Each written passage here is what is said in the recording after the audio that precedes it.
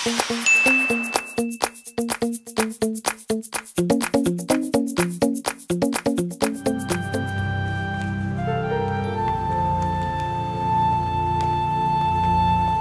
may naghahanap sa'yo sa labas. Sino raw? Hindi ko kilala eh.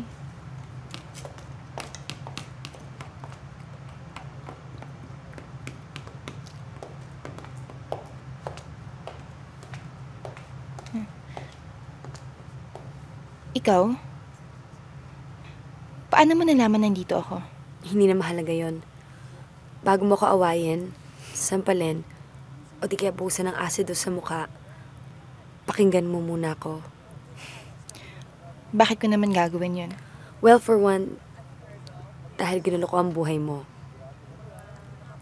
And the weird part is, ni hindi mo ko kilala. Ikaw yung nanggulo sa dinner namin. Ikaw yung kahalikan ni Nathan. Yung assistant niya. Kilala kita. Gusto ko nang ituwid ang lahat. Charity, nung gabing nakita mo na kahalikan ko si Nathan sa club, ako ang nag-initiate nun. Wala siyang malay na hinalikan ko siya.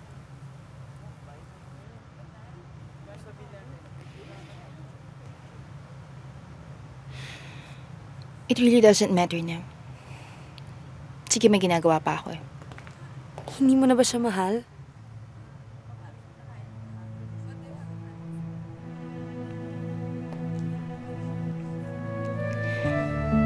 Hindi na importante yun. Masasaktan ko lang ulit ng pamilya ko eh. Ayoko nang gawin yun sa kanila.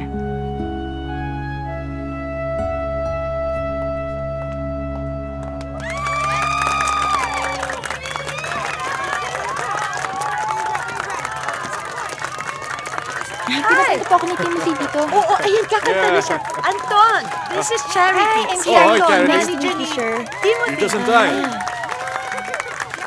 Bago ko po simulan ang kanta ko, let me first tell you a story. Marami po kasi nagtatanong sa akin kung bakit ako bumalik ng Pilipinas. Alam niyo po kasi nung bata ako, nung pumunta ako sa Canada, may naiwanan ako dito sa Pilipinas. Somebody special. I thought I could forget her, but I can't. Kaya ako nagbalik sa Pilipinas. Nagbabaka sakaling baka sa pagkakataong ito, mapansin naman ako. This song's for you.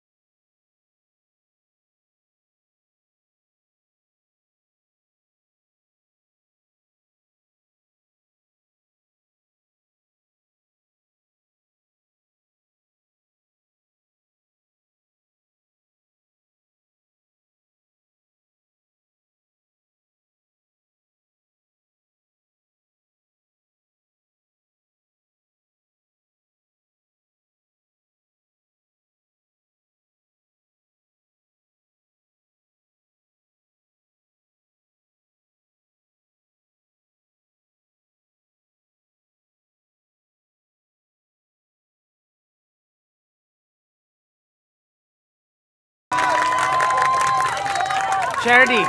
Timothy? Wait. Ewan ko pag gusto sabihin ang nararamdaman ko.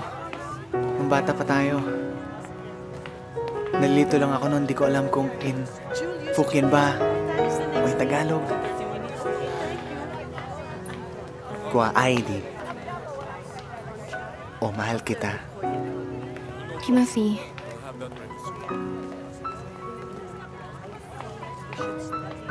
Marry me.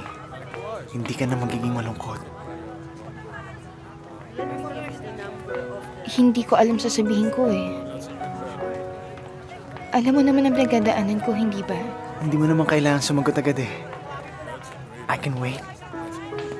I waited 15 years already.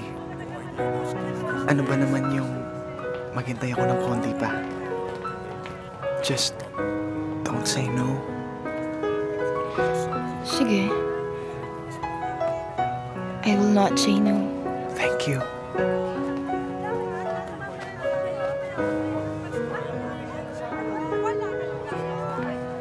Thank you.